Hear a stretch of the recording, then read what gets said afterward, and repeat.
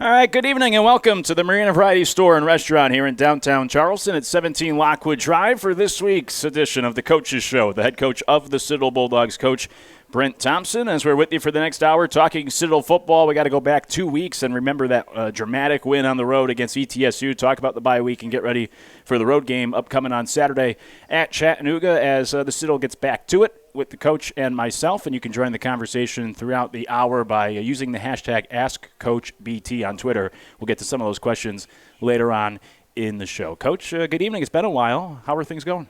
Well, everything's been good. It's been a long 2 weeks. It feels like it's been a long 2 weeks since we played. I certainly didn't sign up for this weather that we're having the last 2 days, but hopefully over the course of the next 2 days it'll get better, and then hopefully when we go to Chattanooga it'll be a nice day. I was going to ask you about that because you're from upstate New York originally. You've been in the South now for a while. I was going to ask what you thought if you missed this weather or if now you miss the warmer weather. Not one bit. Yeah, we completely missed the warm weather out there. Is when you come down here and you're able to coach in shorts and a T-shirt most of the year, you consider yourself lucky. There's two things that you really hate is the cold weather and daylight savings times. You feel like you're out there at midnight this time of year. Yeah, we were just driving here. It seems so much later than 6 o'clock getting ready for the show and how much earlier it gets dark now. Basketball team heading to take on Marist next week. Did you talk to Coach Buckham, tell him the good places to go eat? Absolutely. I know all about Marist. I went to the McCann Center many times. I gave him the lowdown on the gymnasium there. A couple places have changed over since I was there last. It's a little bit more crowded, but Marist was a perennial good team. They had an NCAA run when I was growing up. It was the basketball team in town to go to. So usually they've been pretty good. I know that they've fallen off a little bit. That should be a good and exciting game. And I know that they will enjoy downtown Poughkeepsie. It's a beautiful place. While things may have changed, the football coach probably hasn't changed since you were growing up in town. He's been there like 30 years at Marist. He has been there, and Jim's done a great job there. And since I was there, there's only been about 3 head coaches in that program history. One of them actually was my high school head coach. And when they were a club team, my high school head coach had started their club team there. And then, believe it or not, my offensive lineman his dad was the head coach there as I was growing up. And since then, they've had 2 head coaches since then. So very well connected to Marist. It's a beautiful place. It's a good school. And it should be a fun little atmosphere for them to play in. Yeah, absolutely. Well, let's get back to Citadel football, talk about the upcoming game, the bye week, even going back to the last game now about 2 weeks ago. Didn't do a show last week. I do want to mention that you traveled down to Coach Taft's wake. That's why we did not have a coach's show last week.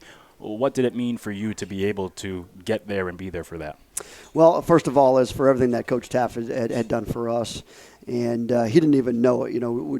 We had Fisher DeBerry come in and tell a story a couple of years ago, and he spoke to the team, and he spoke at one of my clinics, and one of his talks was all about, turtle on a fence post. It's a kind of a classic story, but the turtle on a fence post, the turtle didn't get there on his own. So we consider us as a staff is that Coach Taft and his staff helped us get to this point right here at the Citadel, and bringing back the triple option to the Citadel was important, and it was important for the alumni based upon the success that they had in the late 80s and early 90s and Coach Taft. So for that reason, I wanted to go down there and pay my respects to Jan, his wife, Brian, his son, and Bobby and his other 2 brothers as well as all the other teammates that were down there. It was a good opportunity for me to go down and visit and spend a few hours down there. I was fortunate enough to travel down with a couple of guys that played in the early 90s, and we made the 5.5-hour trip both ways. And it made for a long day, but believe it or not, when you're traveling down with those 3 other guys, they were telling great stories about Coach Taft, great stories about the Citadel, and great stories about really the wonderful times that they had playing football here, which helps you get back to reality when the whole reason why you coach football is to hopefully that a lot of your players will speak highly of you. Hopefully a lot of your players will create a lot of memories that will last a lifetime. We'll talk about that ETSU game as well because it's such a dramatic victory going back to 2 Saturdays ago. But take us through the bye week, the off week this past week. No game this past Saturday. It felt weird not having Citadel football. What was it like for the team? What was the schedule like? How did you handle last week without the game? Well, bye weeks are typically very difficult for us. They're difficult for coaches in particular because there's a lot of game planning that you want to do. When we came out of the ETSU game, I said, look, this is what we're going to do is we were going to practice our younger guys. We were going to just install our base game plan. I don't want to go overboard with our game plan. I want to kind of start it on Sunday of next week, but I want to get our base plays in for the next couple of days, and I want to get our twos and our threes that much better. We're not going to change who we are as an offense. We're not going to change who we are as a defense in the next 3 practices. So let's get these younger guys ready to go. Let's get them a little bit more experience. So we played live football, 11-on-11 and 22-man football out there for about 4 or 5 periods, 2 or 3 a day. And really, it helped those guys develop and helped those guys get better. So I thought from that end, we got better. It's late enough in the year. We really need to get our younger guys a little bit more experience, get our older guys a little bit more healthy. What about during the week? Does it help you with recruiting when you have that week without having a game to worry about? It does. So we cut part of the staff loose. Is we go down to 2/3 of a staff on Wednesday, and then we go down to about half a staff on Thursday practice, and then everybody goes out on Friday. So everybody's able to get out at least some point to their area. Our number one focus is always the state of South Carolina. We try to drive everywhere. Coach West actually did a little bit of back-end recruiting for us, kind of what we call supplemental recruiting in January and February. He went out to Dallas, and he did some work in Dallas, what we call board fillers, some guys that can come in and really be good recruiting for us on the back end, fill in spots that we may be missing from our local footprint here. I wanted to ask you about recruiting from your perspective because you were a longtime assistant coach. Now you're running the program. You're in charge of the head coach. How has it changed for you specifically when it comes to recruiting? Well, you're stretched a little bit more thin. You're stretched across. Now, when you're the coordinator, you do get out and you see a lot of the offensive guys. You do a lot of your own home visiting as the geographical area recruiter. However, as the head coach, you should try to be in everybody's house that's visiting. So if you're visiting 20 to 25 guys on a clip, you've got to get into 20 or 25 homes in the next, 10 days or so, which can be very, very challenging, especially geographically when you're traveling a long distances there. It's long days. So that's where it's changed the most for me is it's more personal visits, it's more family visits than it is high school visits. Although I do traditionally go in and try to see some high school coaches if I do have some time to kill during the day. So unfortunately for the recruiting end of things, it's a lot more longer days than even the season is. What about during your time as a coach now over the last 2 decades? Have you seen recruiting has even ramped up even more? We have multiple signing days. Has it become more of a year-round, everyday type of process than even just a decade or when you started 2 decades ago? So when it's gone to the December, and that's been the biggest change in probably the last 5 or 10 years. Now, over the last 20 years, the timeline is completely sped up. You used to be able to go finish your season, go out and recruit your whole class in the month of December and January, sign them by February. You can't do that anymore. You have to really start your next class starting in March. And we're talking about doing junior days in March. We're talking about getting them on campus for spring game. We're talking about getting them back to campus in June. For a camp, you're talking about going out and seeing them at camps, and then you're talking about trying to get them back, whoever's left out there that hasn't really been to campus by July, so that way you can sign a handful of kids in December. You won't get every single person that you sign in the summertime to your campus, but you want to try to at least get them there for a game in September and August, maybe into October there. You want to try to have them there at least once. The kids that you're signing in December, we try to get there at least twice so that they have an opportunity to see what it's like in the summertime, what it's like to see for a game.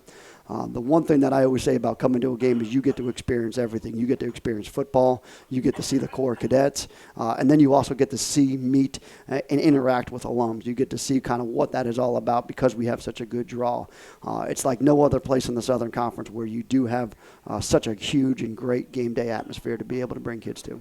So during that bye week, you take advantage of the time off towards recruiting, getting some guys, more reps in practice. What about self-scouting? Do you do some self-scouting during the week as well? We used to do a lot more. This year we didn't do as much as we had done in the past. It's such a late self-scout for us that we understand who we are at this point.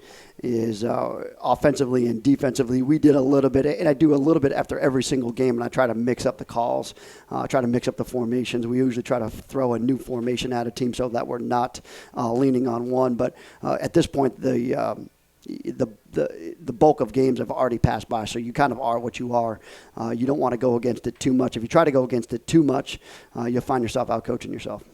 as you said, this late bye week, finally got to the bye week, finally got to a week off. And, we talked throughout the year. I would ask you about it. And it's tough to start the season with 10 straight games to begin the year. And you're kind of looking forward to that time off. With the way this season has played out and these two upcoming games, is the bye week, is it actually coming at a good time where not only do you get a little healthier, you can rest up a little bit, and you also have that extra week to get ready for what has turned out to be the two biggest games of the year now? And it played out probably just like we wanted it to, other than the fact that you lose to VMI and you lose to Sanford and those where you hit that little downspin there. The season has played out kind of the way that you wanted it. You don't necessarily think that you're going to beat a number 8 Furman team. However you do, you don't necessarily think that you're going to lose to VMI for the first time in 12 years, but you do. So those things kind of traded out. You don't necessarily think that you're going to beat Georgia Tech, but you have a chance against Towson and Elon, So give or take a game win here or there is you would like to be sitting in this position. And when I went out on my speaking tour in the spring, I said, this is what it's going to come down to. I didn't know it was going to play out quite this way, but we kept it interesting, and we're keeping it interesting through the month of November. So far it's been a fairly successful season. We need to finish it now. What about the one concern being that with how well the team was playing, any concern that stopping for that week, not playing a game at least, that could halt any sort of momentum moving forward? And that was the one thing that concerned me. I went into the staff meeting after the ETSU game, and I said, here's the concerns. Here's what we need to do for the bye week. So if our concern is this, we're losing momentum. We've got to keep them interested. So we got to keep the younger guys interested to keep our scout teams going. That was the thought process in practicing the 2s and the 3s for the most of the time. Taking care of the 1s, but also keeping them engaged with the fact that, hey, this season means something, and we've got an opportunity to do something special. My biggest concern, and I addressed it in my press conference, was the day coming back off of 2 days off after Friday, Saturday off, was Sunday practice, and I thought we handled Sunday practice very, very well. Could you see, not necessarily this year, just in general, could you see rust from a football team even if you just take 2 days off or you go an extra week without playing a game? Depends on the time of year. Is after week 3 or 4 probably. After week 9, 10, and 11, probably not. What about the health of guys with the extra week off? You had some injuries, some guys who couldn't play in the last game against ETSU. Has the team gotten healthier during this time? Yeah, we should be all but Marquise at this point. This is your 4th year as a head coach. Have you had to adjust how you've handled? You mentioned you didn't start with the game plan for Chattanooga until towards the end of that week. Is that something that you started doing more recently? Have you adjusted to how you handle this bye week? Has it been a trial and error for you as a head coach? So, yes, in 2017, we started off 3-0. We had just beaten ETSU. We went into a bye week, and then we had Sanford. I sat there, and it was after week 3, so you're going into week 4, and you still don't know what the identity of your team is. We were very young, and we were extremely young on the offensive line. So I started playing around too much, and I started doing too many different things, and I started tinkering around with the offense a little bit to the point where it was almost unidentifiable to me. And at that point, I sat back at the end of the year and at the end of the season. I said, this is not what it's all about. This is not what we're going to do. We need to be who we are. And in order to be who we are, we've got to really take a step back in our bye week and just get better at fundamentals, just get our younger guys better, and install your base game plan. Don't look at too much game film, as you'll start to see things that don't really exist. So if you weren't watching game film 24/7 during the week, how much other football? You didn't play on Saturday. You may have been home Saturday, Sunday. How much the other teams, how much football were you watching on your weekend off? So Saturday, I did. I planned it out. I watched. I started off with Coach Houston at the noon game. I flipped back and forth between West Point and UMass until that was a blowout. Those are good buddies of mine. Flipped back and forth between ECU and West Point. All getting ready for, of course, the 3:30 kick with the Alabama LSU game. By the time that I was a little bit exhausted. I was kind of in the midst of doing some laundry, cleaning the house, getting caught up on some chores. And I was a little bit tired, so I figured I would try to sit down and watch the South Carolina game until the game really became unwatchable for me, and that's when I went to bed. And what about how much, you're a college football coach, you're busy throughout the year. How much NFL do you watch? I watch very little. Yeah. I don't enjoy NFL games. It's not the game that I know. There's nothing that really correlates to what we do. You have to sit there and take it and watch it as an entertainment value more than you can as a coach. they deal with a superior athlete. They deal with so many different adjustments and game plans and everything else that it's just a different animal. They don't even run the football. It's unless you're watching the Baltimore Ravens, that would interest me a little bit more. But when you're sitting there and it's 3rd and 3 and everybody knows that, hey man, we can run for this, they try to pass the ball. That's a little nerve-wracking. Yeah, the Ravens busted out the option on Sunday with 3 Heisman winners in the backfield. It's getting interesting. They're starting to catch on a little bit. When I watch the games, and I'm just a lowly broadcaster, but when I watch the games, I'll pick up on things from the broadcasters that I either like or don't like, that if I'm watching with a friend, they are paying no attention to. When you watch just a random football game, you're watching Alabama LSU on Saturday, are you able to just sit back and go back to, like when you were a kid watching as a fan, or do you watch it from the perspective of a coach, like you're breaking down film? Everything but game management. I can watch as a fan. Everything but the game management things is that's the only thing that starts to trigger in my mind, because nothing else is really relative to what we do. However, is when you're sitting there and you're looking, is that a good timeout? Is that a good timeout to take? What was the scenario? Are they subbing guys in there? And so the game management aspect of things is really when it gets really interesting for me, is at the end of the half, end of the game scenarios. Well, when we come back here on the Coaches Show, we'll go back to about 10 days ago, 2 weeks ago, when we get that win against ETSU. Think back to that dramatic victory on the road last time the Bulldogs were out on the field, and recap that one, and also get ready for when they return to the field this Saturday at Chattanooga. That's coming up throughout the hour with you till the top of the hour from the Marina Variety Store and Restaurant here in downtown Charleston on ESPN Radio, 94.7 FM and 910 AM. How do we make sure there's toppings in each bite of Papa John's pizza? We check 80,000 times a year. Now get an extra large 2-topping pizza for just $11. Everyone's doing their part to make your game day better.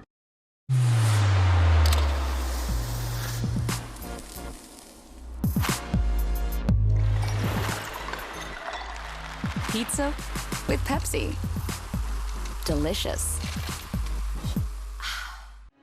Mark Lee became the first Navy SEAL killed in Iraq, sacrificing his life for our freedoms and his SEAL teammates. America's Mighty Warriors was born out of Mark's challenge to pass on the kindness, the love, the precious gift of human life. We honor our troops and Gold Star families by providing programs that assist recovery after injury or loss. Partner with us by making a generous donation. America's Mighty Warriors, supporting our troops and the families of the fallen.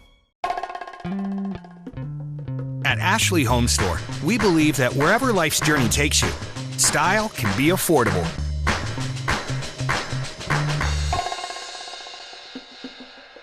Discover great savings and get 72-month special financing on the latest designs.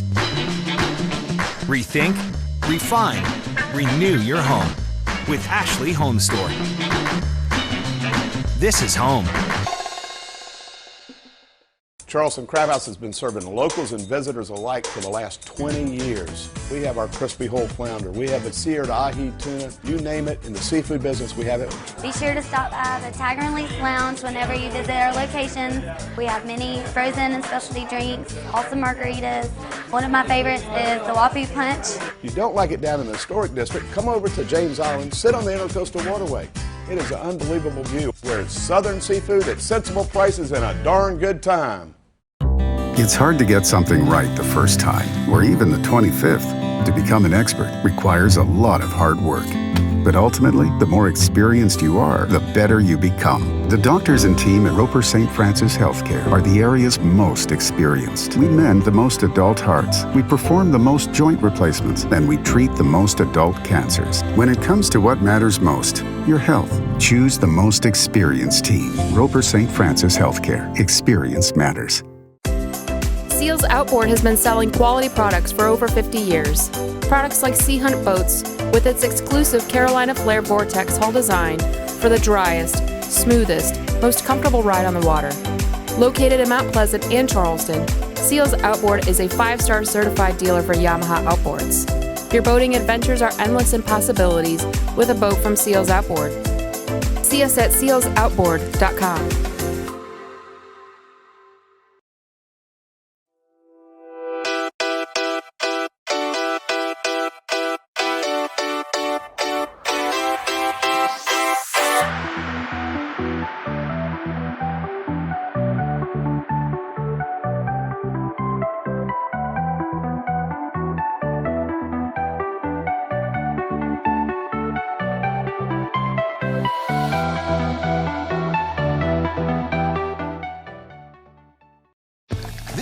Pepsi for serious fans and serious eats. This is the Pepsi for Sundays at the ballpark and days off at your favorite pizza joint. Right, Aaron? Best slice in New York. Whatever you're craving, this is the Pepsi for you. How do we make sure there's toppings in each bite of Papa John's pizza? We check 80,000 times a year. Now get an extra large 2-topping pizza for just $11. Everyone's doing their part to make your game day better.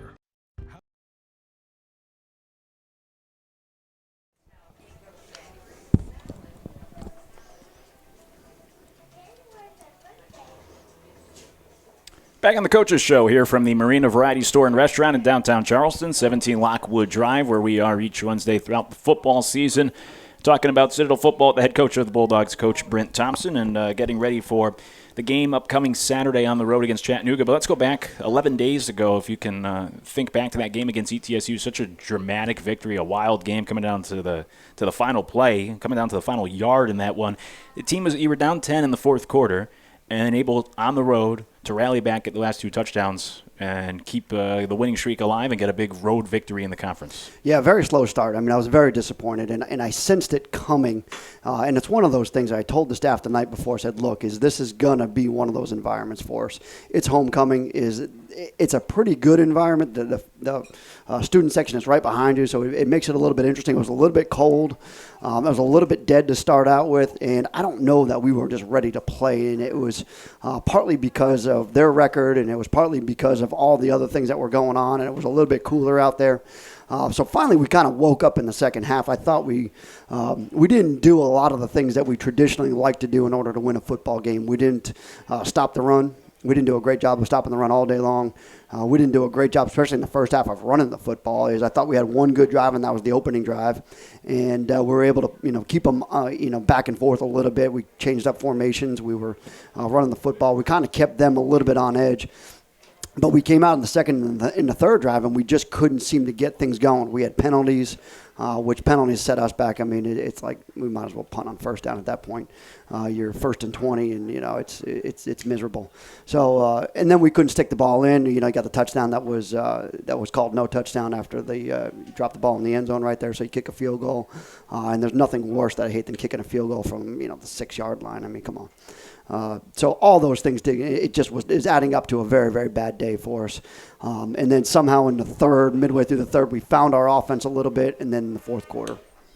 Is it promising to, despite all those things and not playing your best, still able to get a win on the road in the conference? Yeah, and that's what I told the guys is I remember distinctly saying after the Elon game, yes, we didn't win this one. We played close. We came back. We battled our butts off. We lost the game. However, this will pay dividends. Is you will be scarred from this a little bit. You'll be hardened. You'll be callous to this. And the next thing you know, you're going to win these games. You lost Towson that way. You lost Elon that way. You lost Sanford in a tough way as well. Don't be denied. And really, I thought Brandon stepped up, and he was not going to be denied the rest of the day in the third quarter. You mentioned the Njoku catch in the end zone that could have been a touchdown was ruled incomplete, and a lot of people have been talking about that or asking about that ever since the game. Our booth was next to the replay booth, and I could tell you from what I've seen looking in, I did not see any replays that were showed on that monitor. People watching at home, so there weren't the right camera angles. What was the explanation to you on the sideline for why that play in the end zone was not officially reviewed? Well, that was the interesting thing is I delayed my next call waiting for the review to take place because they always tell you don't use a timeout, they're reviewing it, especially when it comes to matters in the end zone. So I was waiting and waiting and waiting and waiting. Finally, I got upset and had to call a timeout. And I said, well, I was waiting for you guys to review it. And they said, oh, they already had reviewed it. And I said, well, that was a quick review. I mean, reviews go for 5 minutes anymore. We had a 5-minute review on a 0-yard catch in the fourth quarter. However, we get a 40-second review on what was appeared to be. But I guess they had no angle on it. It was in the shaded side of the end zone. Any camera view that we had, I couldn't see anything. There is a potential that the ball was loose on one of them, but it was hard. The kid had his back turned to us at that point. So, review, it's only a matter of what camera angles that you do have. It's not in the NFL where you have 20, 30 cameras on the ball. So it is what it is. Your team scored a touchdown there in the final 3 possessions until you then ran out the clock at the end. But your final 3 true possessions, you got touchdowns. At fourth quarter, you have the best scoring margin this year where you've outscored opponents by 18 in the fourth quarter. And I'm sure that kind of goes along with your MO about, wearing teams down and taking advantage of that in the fourth quarter. Well, there's a couple things. We've been able to wear teams down, number one. Number two is you can get teams playing certain plays, and when they overplay certain plays, you got to have your play actions ready, and that's simply what happened the other day. Is you can finally figure out what their game plan is going to be, and as long as you've got a pretty good answer to it, you'll have a pretty good chance in the fourth quarter to be able to keep it close and win it. The run game was excellent once again, and it was really a team effort. Everybody that got the football had a good day. I mean, Keontae Sessions had a 20-yard run. Dante Smith had a 49-yard run. Even Webb had a 17-yard run. And Joker had the touchdown. Remus Bowman averaged more than 5 yards per carry. As a team, I think you were around 5 yards a carry. It seemed like anybody you gave the football to in the backfield, the run game was successful. Well, that was the number 2 defense in the conference, Furman being number 1. But that was the returning defensive player of the year on that team. Now he was out in the first half, but the other bookend defensive end is just as good as he is, and they're both redshirt seniors, so they're both fifth-year guys. I thought that was a very good defense. They were very big. They were very tough inside. We had to be able to get the ball moved to the perimeter. We started off the day just running our traditional stuff, and by the end of the day, we were finding ways to get the ball to the perimeter. We were trying to make sure that early on in the game that we had them in the box, caged up a little bit. Once you got the ball into the perimeter and the secondary, it opened up 2 things. It opened up your perimeter run game, which is what Dante was able to rip off a pretty good run on Keontae and those guys and Remus, but it also set up the play action for you. And the big play offensively was that go-ahead touchdown, essentially the game-winning touchdown, 73-yard touchdown pass to Raleigh Webb. Just take us through that play that put you guys on top for good. Well, you got to go to the series before when we hit Remus on a little wheel route there. So the motion took the eyes of the safety one way. And on the backside of that play, the guys up in the booth were watching it, and we noticed that we had Rashad Riley wide open. The safety had committed himself back to the run on the return motion by the A-back. So we kept that in the back of our mind. We still had Remus open on the front side of that where the quarterback was looking. So we threw that. We had a chance to get Raleigh open on that one, but it was going to be a little bit late. Remus was the one that was open, so we were able to hit that. So we back-pocketed that one. I put that one in my memory bank. If you go back to the fourth quarter now and you fast forward the tape, the first down was really the play that sets it up. I think we get about 6 or 7 yards on the first down play. That really allows you to take a chance because now you have 2 or 3 downs to be able to get the next first down. So we thought we were going to take a shot right there, and that was the best shot that we could possibly take. As you watch it, what I didn't realize, I was watching the ball. I didn't realize that we had a little bit of penetration. Brendan had a little bit of pressure in the backfield. He was just able to get the ball off, and we all thought, once again, he overthrew Raleigh Webb. Raleigh does a great job of adjusting, speeds up to it, makes a spectacular catch to the point where he has to put it in one hand just to be able to regain his balance, and once he regains his balance, it's off to the races. It's amazing. At least going into that game, he was first in the conference in touchdown catches. I guess it's a credit to you, your staff, and the play designs that every week – I mean, he's so on that play. He just gets. It's amazing that he's able to get so wide open when he's in terms of the passing game. The one guy that the defense should be keying in on. Yeah, and there are a couple of teams that have done a pretty good. Furman did a pretty good job of it. Now it was a rainy day; you weren't taking many shots, but they weren't going to let Raleigh get behind him, and that's what you've got to key and you've got to see is. How well are they supporting? How well are they supporting your run? What Raleigh does out there is he really allows us to open a lot of our run game up because he backs the secondary off when they try to add guys into the box. So what you have to do when you're going into each game is try to figure out is if this guy supports, what's your next call? How are you going to be able to set up that call? And whatever it may be, you got to make sure that you have the matchup right. And I think there are very few matchups that aren't in our favor when Raleigh's out there. No Ryan McCarthy in that game, but we saw Rashad Riley for the first time, had a big 31-yard reception as well. What do you like about what he brings to the outside? Well, first of all, Rashad's been with us for 4 years. He's waited patiently. He is a team favorite. He's a great guy in the locker room. He's done a wonderful job of just sitting back and waiting patiently because he's been ready to go every single week. And Rashad has really been able to buy into everything that we're trying to get done in the wide receiver spot. He just wanted an opportunity, and he got his opportunity, and it was great to see him have a catch. I think he sat there for about a pause of about a second or two before he realized that he caught the ball. And now what does he do? So then he took off for the next few yards right there. But it was good to see him. He really played really extremely well. He was because of everything that he means to the team. He was our honorary captain that week too. Very cool. The big play, of course, at the end of the game, defense comes up with a stop, a half yard short, keeping them a half yard short to come up with the victory. I mean, what a dramatic victory, of course, and for the defense to be able to make that goal line stand and to make the stop inside the one, despite a defensive back falling down and making sure that ETSU, they weren't able to cross that goal line. Well, that was the other thing that we didn't do so well early on in the year. We had opportunities. We had the 1-point lead against Towson. We were tied up with Elon right there. And I can remember when I was listening in on Coach Grantham, he said, we have an opportunity on defense to be able to delay this game. We have an opportunity to be able to win this game on the defensive side. We haven't been able to get it done, but just keep trusting in the process and you'll be able to get it done. Well, that finally came true in that game. Is we just hung on long enough, and we stepped up, and I think there's a lot of guys out there that made a lot of plays in order for that to happen. You were on the far side of the field, of course, on the sideline. Most of those fields I know have those crowns. Were you able – could you see it? I couldn't see a thing up there. I thought it was near the pylon, and when I went back and replayed it, even the official came to me and said, we're gonna review this. However, this wasn't close. He was well outside of it.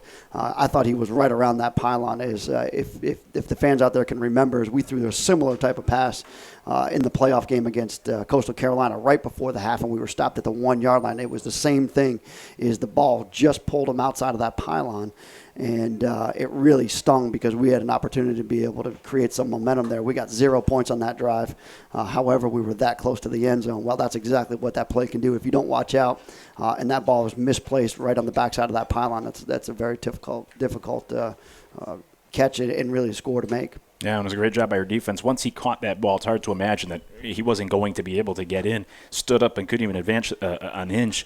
ETSU in the bye week, while you guys were off this past week, they played a game. They lost another close game, just like they did against you guys the week prior. Have you ever been involved? For them, all but one conference loss has been by one score this year. Have you ever been involved with a team where it seems like everything is going against you? You lose all those close games. At the beginning of last year, we felt like that. At the beginning of last year, we were the ETSU game, the Furman game. You're in all those games. Now, we gave up a turnover at the end of both of those games to lose by more than we should have. But that's when you felt like you were a little bit snake bitten right there. It's just things weren't. You're going your way, and nothing seemed to be able to do that. And I was very surprised. I thought ETSU was a very good football team when we played them. They can run the football. They're very, very good schematically. They're very good on defense. And it's just truly amazing to see that things just haven't gone their way this year. But I do think that last year, they had a really good senior quarterback. And when you lose a senior quarterback like Herink was, 4-year starter for him, probably had a lot of the control leadership of that team. That's tough to replace. When we come back, we'll get to the questions from the fans. You can still tweet in your questions using hashtag AskCoachBT, and we'll get to some of those as well, and also discuss the game upcoming on Saturday as we hit the road to Chattanooga for the final road game of the regular season. It's the Coach's Show with the head coach of the Citadel Bulldogs, Coach Brent Thompson, here from the Marina Variety Store and Restaurant in downtown Charleston on ESPN Radio, 94.7 FM and 910 AM. How do we make sure there's toppings in each bite of Papa John's pizza? We check 80,000 times a year. Now get an extra large 2-topping pizza for just $11. Everyone's doing their part to make your game day better.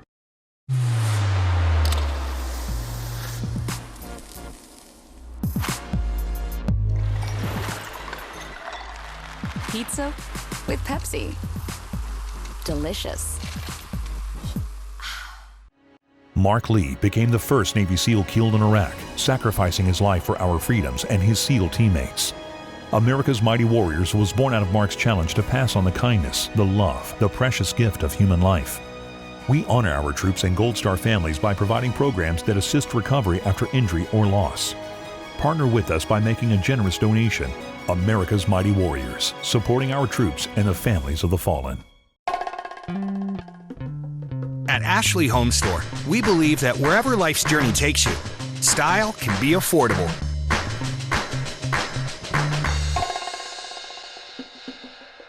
Discover great savings and get 72-month special financing on the latest designs. Rethink, refine, renew your home with Ashley Home Store. This is home. Charleston Crab House has been serving locals and visitors alike for the last 20 years. We have our crispy whole flounder. We have the seared ahi tuna. You name it, in the seafood business, we have it. Be sure to stop by the Tag and Release Lounge whenever you visit our locations. We have many frozen and specialty drinks, awesome margaritas. One of my favorites is the Wapu Punch. If you don't like it down in the historic district, come over to James Island, sit on the Intercoastal Waterway. It is an unbelievable view where it's southern seafood at sensible prices and a darn good time. It's hard to get something right the first time, or even the 25th. To become an expert requires a lot of hard work. But ultimately, the more experienced you are, the better you become. The doctors and team at Roper St. Francis Healthcare are the area's most experienced. We mend the most adult hearts, we perform the most joint replacements, and we treat the most adult cancers. When it comes to what matters most, your health, choose the most experienced team. Roper St. Francis Healthcare. Experience matters. Seals Outboard has been selling quality products for over 50 years. Products like Sea Hunt Boats with its exclusive Carolina Flare Vortex hull design for the driest, smoothest, most comfortable ride on the water. Located in Mount Pleasant and Charleston, Seals Outboard is a 5-star certified dealer for Yamaha outboards. Your boating adventures are endless in possibilities with a boat from Seals Outboard. See us at sealsoutboard.com.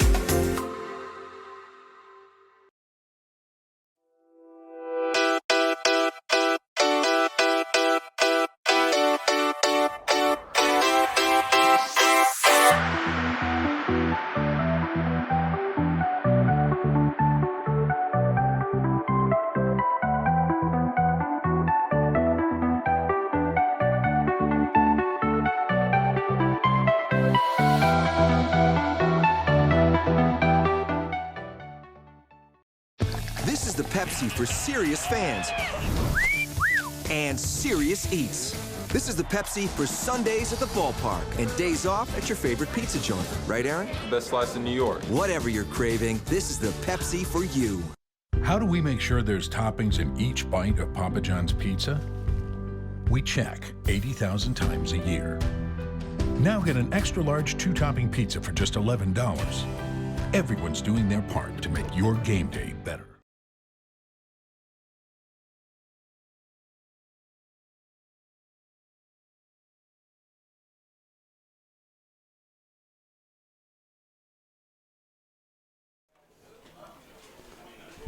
Back on the Coaches Show here from the Marina Variety Store and Restaurant in downtown Charleston with the head coach of the Citadel Bulldogs, Coach Brent Thompson. And you can always join the conversation each week by using the hashtag AskCoachBT. Let's get to some of these questions before we turn our attention to the upcoming game against Chattanooga on the road Saturday. Christian tweets in, and I'll paraphrase this, as a staff, how are you able to make sure the team focuses on what's at hand this Saturday against Chattanooga, going 1-0 this week, while also the big picture, what could be at stake in that Wofford game?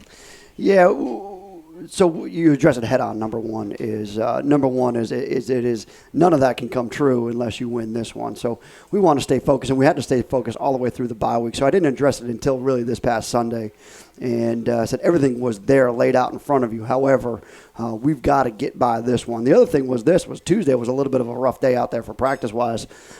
So you've got to get motivated out there to go out there and practice in what was a little bit of cold and rainy and wet conditions. Number one there is you say, look, I don't like it any more than you do. However, we've got a duty out here and we've got a job, and it's my job to make sure that we're prepared to play this game. So we're going to go out there and we're going to practice in this. We're going to get better from it, and we're really going to prepare ourselves like it's a playoff week, because that's about what playoff week practice is like. Is it gets cold, rainy, and miserable out there. And if you turn on the Towson versus Duquesne game last year, which is the first round of the playoffs, it was played in about 6 inches of rain in the Northeast, which is miserably cold. So you're going to have to deal with it. So it is my duty and my responsibility to make sure that you're prepared for that. In order to do so, is we got to go out and win this one and be able to worry about hopefully practicing in this kind of weather, hopefully for the next 3 or 4 weeks to come. Big Gun asks about the fifth-year program redshirt seniors and how that has changed over the years, where maybe back in the 90s or even more recently, more guys took advantage of that, where nowadays there aren't as many of those fifth-year players. Yeah, it's interesting. There's a lot of different options there. There's more options probably opened up than there were in the past. The transfer portal has become what is really the free agent system. We had a couple of guys that went out and played in other spots. And that's not uncommon anymore. That happens quite a bit anymore. We pick up a couple. Pick up a couple of needs. A couple of needs of our guys go out and do something else. I would like to keep more, and we've discussed a little bit about how do we want to keep and retain more. Well, the other thing that hurts it more than anything else is guys will take a job. I mean, they get really good job offers out of the Citadel, and it's hard to say anything otherwise. I mean, that's why you're here. When you can go out and collect a $75,000 paycheck at the end of your 3.5, 4 years here. Some people do it, and I often try to say, look, there's plenty of time. Those options will be there for you, but that's hard to impart on a young man that really has never made a whole lot of money in his life. But that money will be there. These times and these opportunities won't. The hard thing that you've got to get over is football has changed.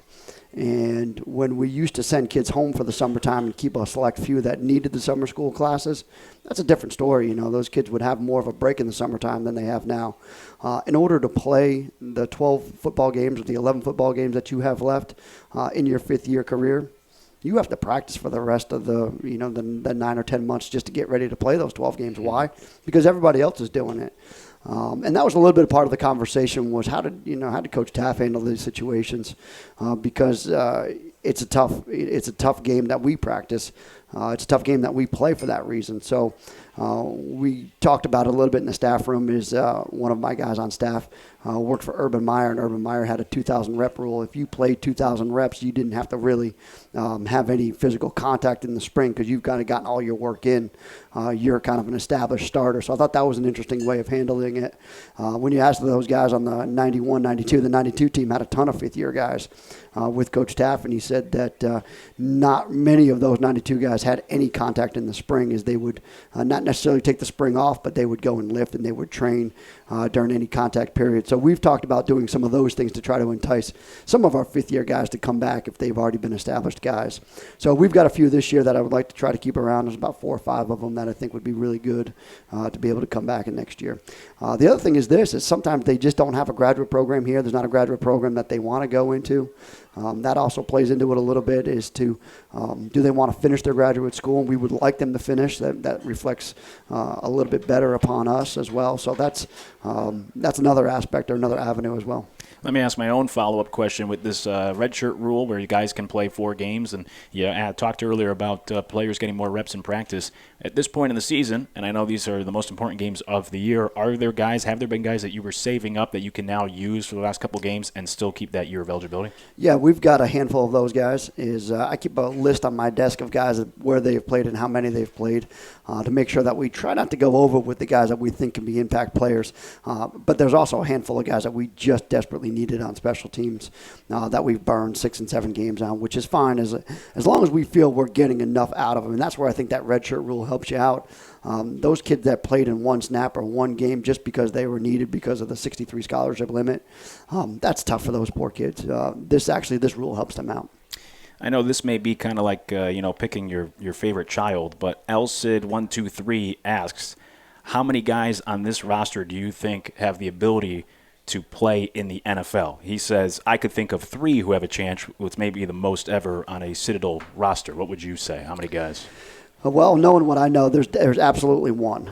There's possibly 2. The other one's just a little bit younger, and he's got to develop a little bit, but there certainly are 2 that I can think of right off the top of my head that have the stats and the ability to. One, I think, definitely because he's a little bit older. Some guy named Coach Ruff asks, why are the Philadelphia Flyers better than the New York Rangers? Is it because of location? No, neither one of them are very good. The Pittsburgh Penguins are where it's at. If he knows anything about hockey, he would choose the right team. Unfortunately, he chose the Flyers. Coach Boyd and I give him heck every single day in the staff room for his poor decision-making ability. Outside of game film, are the Penguins what you watch the most in the sports world? Absolutely. Especially when it comes down to January, February, March, April, May, and hopefully well into June. Jeff asks, how can you slow down Nick Tiano, and what is the impact on Chattanooga's offense looking ahead to Saturday's game with their 1,000-yard rusher dealing with an injury? Well, the backup came in and did a very good job for Sanford, and he is a well-experienced guy from Albany. So I think that's not gonna change their game plan much. Lim Ford, who's having a tremendous year as a true freshman, was a complete downhill runner where he is not as much of a downhill runner. I don't know that it changes their offense as much. What they asked Tiano to do right now is read half the field. They ask him to boot quite a bit because they do have a strong run game. They don't make a whole lot of mistakes, although he has turned the ball over on certain occasions more often in the beginning of the season than he has later on here, which has probably helped him win a few more games down the line. So I think slowing down Tiano per se is mostly he's not a big running kind of guy, but does have a very strong arm. The number one guy that I'm concerned about is Bryce Nunley. And if anybody was here for the second game of the year last year, he did a number on us, and he's the one that you really have to pay attention to. He's the one that they do try to get open. But offensively, I think they're a ball control team. They do a good job, very similar to ETSU. They do a good job with the boot game. And Tiano can throw it, there's no doubt about it. He can stand back there and throw it. Last one I'll ask you before we go. We look ahead towards Chattanooga, hit a timeout, come back, get ready for the game on Saturday. Is earlier, with the bye week, you were talking about having to do some things around the house while you were home. It sounded like you're great at the laundry. What would be your number one skill as like a household father that you would put on the resume that, hey, if I had to do this, like for me growing up, it was washing dishes. What would it be for you that around the house that's your specialty? My number one thing is floors. As I can do floors, nothing drives me more insane than when the sun shines in and I can see the dust and the dirt and the dog hair on the floor. It drives me absolutely insane. So Tiff and the girls were gone this past weekend. It was a perfect opportunity to get everything off the floors. I swept, vacuumed, and then I mopped, and then I polished the floors, and it was everything that I really needed to get done in one single day to feel like I accomplished something on a Saturday when I didn't have a game day. Very impressive. We'll take our final break. We'll come back and get ready for the game Saturday at Chattanooga with the head coach of the Bulldogs, Coach Brent Thompson, here on the Coach's Show from the Marina Variety Store and Restaurant in downtown Charleston on ESPN Radio, 94.7 FM and 910 AM. How do we make sure there's toppings in each bite of Papa John's pizza? We check 80,000 times a year. Now get an extra large 2-topping pizza for just $11. Everyone's doing their part to make your game day better.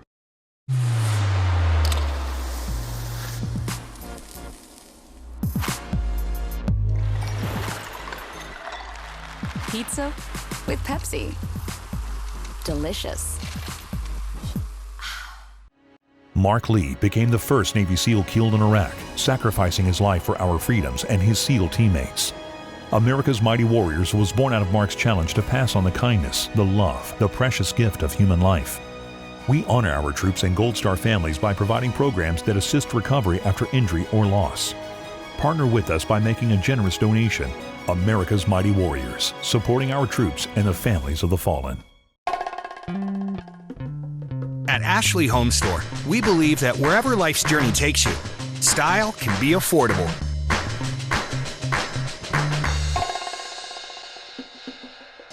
Discover great savings and get 72-month special financing on the latest designs. Rethink, refine, renew your home with Ashley Home Store. This is home.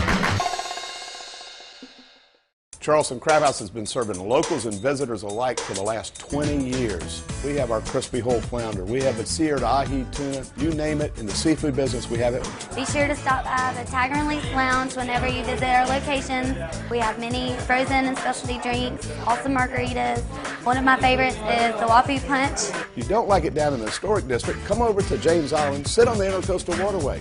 It is an unbelievable view where it's southern seafood at sensible prices and a darn good time. It's hard to get something right the first time, or even the 25th. To become an expert requires a lot of hard work. But ultimately, the more experienced you are, the better you become. The doctors and team at Roper St. Francis Healthcare are the area's most experienced. We mend the most adult hearts, we perform the most joint replacements, and we treat the most adult cancers. When it comes to what matters most, your health, choose the most experienced team. Roper St. Francis Healthcare. Experience matters. Seals Outboard has been selling quality products for over 50 years. Products like Sea Hunt Boats with its exclusive Carolina Flare Vortex hull design for the driest, smoothest, most comfortable ride on the water. Located in Mount Pleasant and Charleston, Seals Outboard is a 5-star certified dealer for Yamaha outboards. Your boating adventures are endless in possibilities with a boat from Seals Outboard. See us at sealsoutboard.com.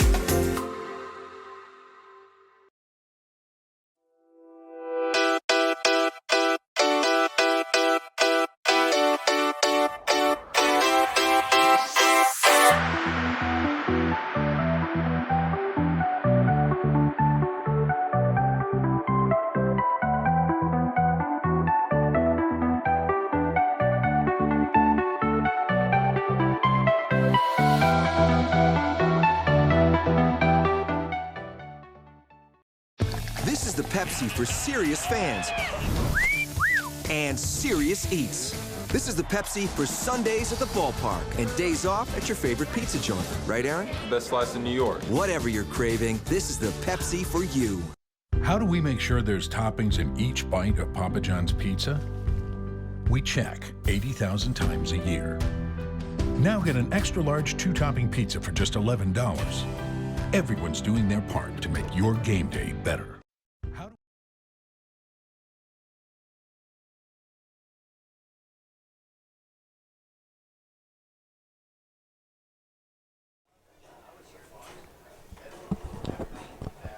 Back on the Coaches Show here from the Marina Variety Store and Restaurant in downtown Charleston as we wrap things up tonight with the head coach of the Bulldogs, Coach Brent Thompson, to get ready for the road game Saturday against Chattanooga, 2 o'clock kickoff. So coverage will begin locally in the Low Country at noon, and we'll join you from the stadium at 1 on your radio dial, getting ready for the final road game of the regular season for the Bulldogs against Chattanooga. And Coach, last year that 1-point loss in overtime against them at our place here in town, and now getting ready for them on the road here in 2019. You know, it came down to a 2-point conversion. It came down to the final play last year. How do you feel the two teams match up with one another this year? Well, I think it'll be a similar type of game. It'll be a back and forth. It'll be probably similar to ETSU. They are, as I said, they're very similar to us. They're a ball control team. They don't make a whole lot of mistakes.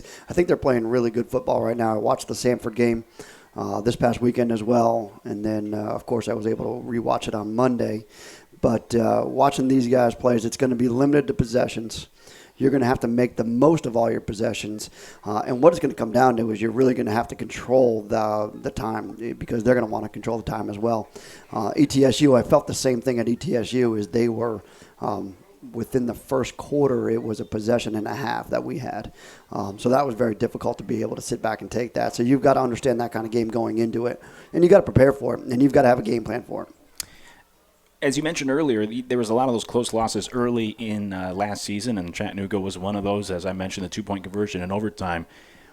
When you look back at last season and those losses that came down to the wire, does that game stand out? What do you remember from that one last year? Well, at the end of the game, really most of the game, I thought offensively we were in control of it. We were able to score before the half, which is something that we're always going for. We were able to block a punt. That was probably the key turning point of the game, is when we blocked the punt. We had 1st and 10 from the 10, and we couldn't get the ball into the end zone. We kick and miss the field goal right there.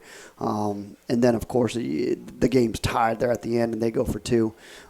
But I thought it was smart on their part. I didn't think that they were going to stop us. I didn't think they were going to stop us in overtime. So when they decided to go for it, they had obviously was their pre-planned Philly special type of play. We were in man coverage, caught us looking in the backfield with all the reverses going on back there, and caught us sleeping a little bit, and we were able to get the 2-point conversion. Yeah, that one sat a little bit tough with me. If you look back on it, you're 1 point away from a winning season because of it.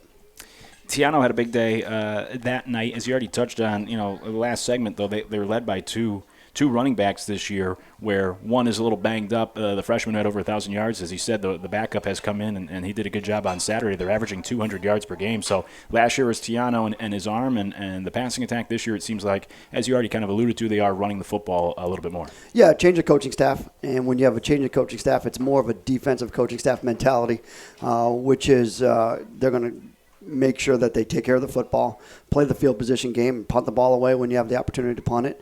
Don't do anything stupid. Don't turn it over. Don't take any chances. Where last year, they were a little bit more wide open with their offense, and they were going to find ways, and they got Nunley the ball in 3 different spots last year, trying to find them a way to get the post ball over the middle, which is what they did effectively against us last year.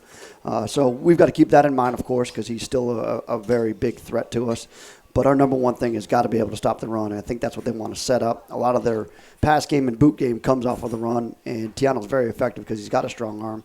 He can throw the deep out balls there. He can throw the boot ball. You mentioned Nunley. He has a third of the catches. So, they average 15 completions a game. He averages 5 catches. And he and another receiver have combined for 9 of the 11 touchdown catches. So when they do put the ball in the air, it really does seem to truly just run through him. Sure. I mean, I don't know what our stats are for Raleigh, but, that's the guy to go to. That's the guy I'm trying to get the ball to. Defensively, you made a comment during your press conference this week that this could be the most improved defense in the conference from the start of the season to now. What are some things that they do well and that they have improved on defensively? Well, number one, they were young, so I think they just, like us, they're going to improve naturally with time and naturally with games. It's a new system. Like I said, it's a new staff. They've got a very, very experienced football coach. In fact, it's Lorenzo Ward's dad. So Whammy's their defensive coordinator, so he knows exactly what he's doing over there. And they've got a pretty good scheme going. It was just a matter of the younger guys picking up on the scheme. They lost a lot of good players, especially their up-front players were very, very good last year. I think getting those guys' experience has helped them out a lot. Their linebackers are different this year. So I think their experience is taking place over the last 4 or 5 games. They're not making as many mistakes in their defense as they had in the first, probably about 4 or 5 games. Yeah, as you said, Lorenzo Ward, the father running that defense. Obviously, the son just played for you, just finished up last year. Do you know the father? Yeah, I know Whammy fairly well, is obviously through Lorenzo. However, we played against him when he was on the staff at South Carolina, actually our second year in 15. And then when he went to Louisville, we didn't see him as much. He was the associate head coach up there at Louisville. So we saw him maybe more in the spring, bye weeks. Whammy would come by. Have you heard from the son at all? Has Lorenzo reached out this week or recently? No, Lorenzo apparently was down this past weekend for his birthday. I did not see him. He was here a few weeks ago where he did stop by the office and visit with us, probably week 3 or 4.